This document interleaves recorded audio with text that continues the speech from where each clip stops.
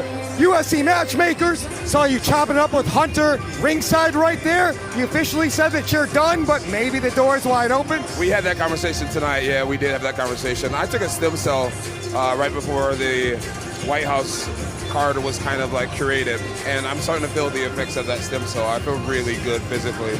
So I told him, let's not put any pressure on anything. I want to focus on coaching Gable right now, but who knows what the future holds. Hey guys, so Jon Jones backtracks on another retirement announcement after new talks with UFC's Hunter Campbell, and it's puzzling everybody, guys. I'm a little confused as to what's going on, but the future of the UFC Hall of Famer, the greatest of all time contender, Jon Jones, still remains up in the air. And Jon Jones just retired, guys. But then, like, in less than 24 hours already, he's talking about walking it back. And then all of a sudden, you see him at UFC 327, sitting there, all chummy, everything's cool. So what's really, like, what is really going on here? This is what I want to know. This is what everybody wants to know. Welcome back, guys. Welcome to Duality 7X.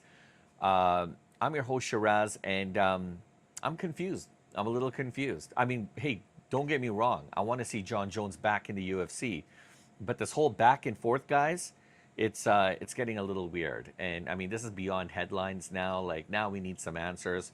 We need the truth. We need to know what's going on. So I mean, the whole Jon Jones situation is really the talk of the town. Yeah, guys. I mean, not just about retirement anymore. It's not. It's something bigger that's actually happening behind the scenes, and we're not privy to any of it, so we don't really know what exactly is going on, but we're going to get into it. We're going to do our best. There's a lot of speculation. There's a lot of speculation about Jon Jones returning because this isn't just another, I don't believe this is another flip-flop from Jon Jones. This might actually be telling us who he really is, and who actually has a power right now in the UFC heavyweight division, and why the biggest fight in the division still hasn't happened yet. You know, when Alex Pereira vacated that light heavyweight title, and then Yuri Prochazka, Carlos Ulberg fought for it, and then Alex Pereira making the announcement that he's going to heavyweight, we all thought he was going to fight Jon Jones. Very interesting. And then that never came to fruition. So here's where kind of like things stand right now. So Jon Jones, former light heavyweight king of the division, current heavyweight champion turned former champion, has once again thrown his future into question, guys. And everything's into peril right now. I mean, I don't think he originally did plan a comeback in 2026. He even had his eyes like on fighting at the UFC Freedom 250 White House card that I was just alluding to in June, and everyone thought it was going to be Jon Jones and Alex Pereira, and then that fizzled out. And when that card got announced, we're all looking for Jon Jones' name. It wasn't on it, and then things just immediately went sideways. The back and forth, Jon Jones frustrated with the UFC, asking the UFC to release him if they're not going to use him. And he aimed all of his frustration at one man, Dana White. And from the outside looking in, it felt like we were essentially watching the end of Jon Jones' career in real time. That's what it felt like. He had a hissy fit. He was very, very upset. And then Dana White comes out and says, we weren't talking to Jon. I mean, we were talking to Jon. He admitted that, but he said, we're talking to everybody. And there were no real negotiations. That's what Dana White said.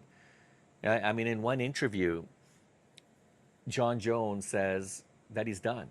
I mean, the gloves are off. He's a businessman now, and he's got a new look, a new feel. So it sounds final, right? I mean, it does to me when I hear that. But then less than a day later, literally less than a day later, he's at Dirty Boxing 6 in Miami, and he's talking to the Schmo. And suddenly, the tone changes. And we're all like, what?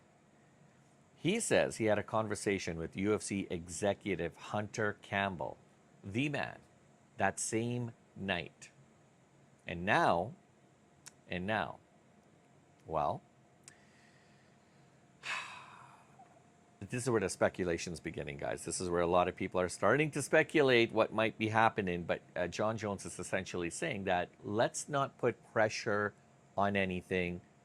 Who knows what the future holds? Now, if you ask me, that's not retirement talk.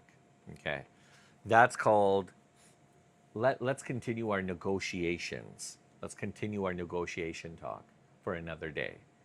That's what that means to me. And then all of a sudden, you see him at UFC 327, sitting there, and you know the president was in house as well. So now let's honestly be clear here at what's at stake, because look, Jon Jones is 38 years old. All right, he's got some medical conditions and issues, but he beat Stipe Miocic at UFC 309 in his only heavyweight title defense. But he has that. But then nothing, right? And instead of unifying the belt with interim champion Tom Aspinall, which is the fight that I think everybody, including the division, wanted, he actually walked away. He walked away and he vacated the title. So the UFC is like, what? And everyone's like, what? What's going on here? And that decision, it didn't just stall the division. I mean, it created like a power vacuum, like a power struggle. And it left everything in limbo, right? Because now you've got Tom Aspinall, who's active, he's dangerous, he's in his prime, and he's working with the other, let me get into that. Jon Jones is still the biggest name, and he holds all the leverage right now. The UFC is trying to balance the business versus legitimacy. And it's interesting because Tom Aspinall is signed with Eddie Hearn of Matchroom Boxing, and that's not sitting well with Dana White. And Dana, I think, might have been scared that Jon Jones might have been following the same suit, the same pathway as Tom Aspinall. So here's where things get a little weird. Jon Jones isn't confused. Okay, so let's get that straight. He's a very meticulous man. He's calculated. I mean, he's doing everything with strategy. I mean, just think about it, right? He turns down the Tom Aspinall fight that he could have fought. He walks away, vacates the title, and then he reacts strongly to being left off a major card.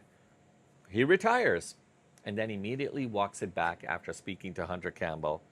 So there's a lot of confusion. There's a lot of back and forth, almost indecisiveness. And that tells you one thing. It tells you one thing. That Jon Jones is definitely negotiating with the UFC. He's not exiting the UFC, okay? And Hunter Campbell? Well, Hunter Campbell knows. I mean, he's known as the UFC's behind-the-scenes deal maker. All right, so originally Jon Jones said he was talking to Hunter Campbell, and Dana White walked it back. He said he wasn't. So if Jon Jones is talking to Campbell and not Dana publicly, there's a sign that there's some real conversations happening quietly behind the scenes. And it isn't about whether Jon Jones can fight. It's more about whether, well, it's more about the money. Let's be honest here, guys. It's about the money, and it's going to be about the opponent. Legacy control, yeah, whatever. But it's definitely about the money, because at this stage of Jon Jones' career, he isn't chasing contenders. I don't even know if he's chasing legitimacy anymore, because he's got it. He's definitely one of the greatest of all time. I think he's chasing the moments, and he wants to write his final chapter in his career, and he wants a big payday. And I don't think the money, I think he was in real negotiations with the UFC during the Alex Pereira, for the potential Alex Pereira fight at the UFC Freedom 250 White House card, but I don't think the money was enough. I truly don't think the money was enough, because I think they offered him $15 million, he turned it down, and then that's when Dana White said, I wasn't talking to him. So what if Jon Jones never planned to fight Tom Aspinall in the first place, right? What if the entire situation, the retirement talk, right, the frustration, the silence? What if it's all part of, say, controlling the narrative around his final fight? Well, I can clearly see that happening. If he's good for one more fight and he wants a big payday, because honestly, if all of that I just talked about is true, then the UFC might be trying to make one last fight while Jon Jones waits potentially to hear what happens. I think that might be a possibility.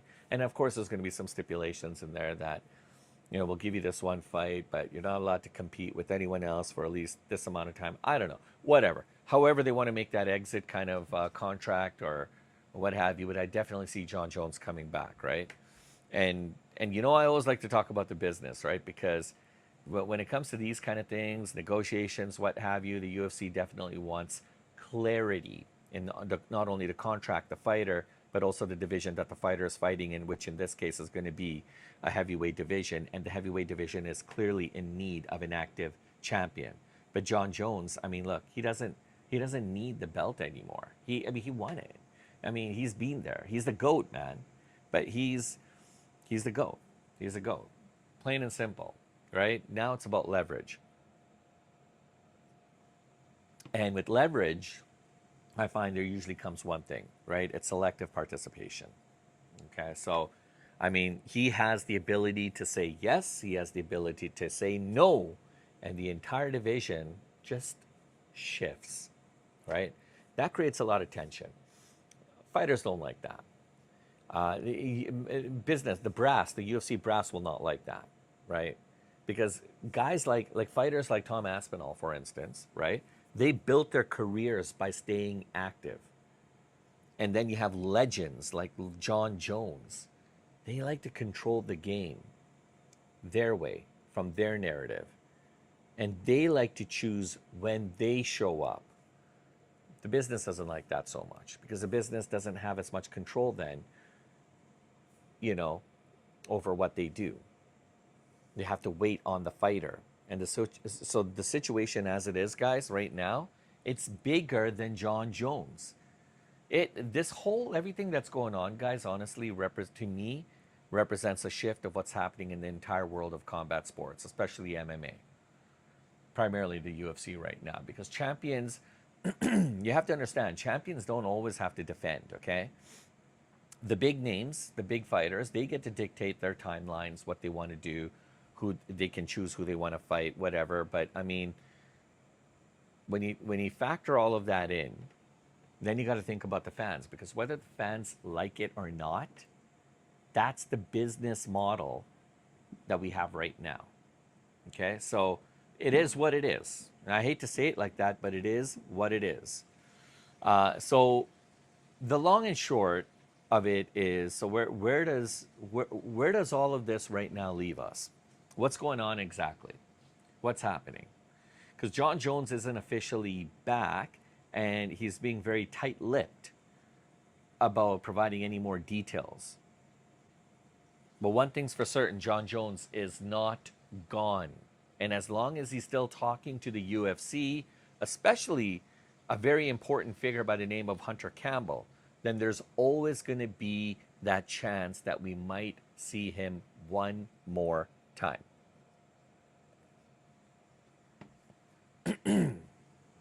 So my question for you is, on whose terms?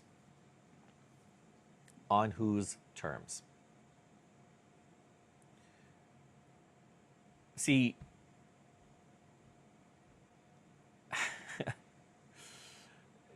it's a big game. It's just a game, guys, honestly. And does Jon Jones, does he still have a lot of control? Like, is he really done? Is he really done? I want to know from you guys, is he done? Or is this all just part of a bigger play, his strategy to get back into the UFC, to fight one more fight, potentially against Tom Aspinall? There you go, guys. Tom Aspinall.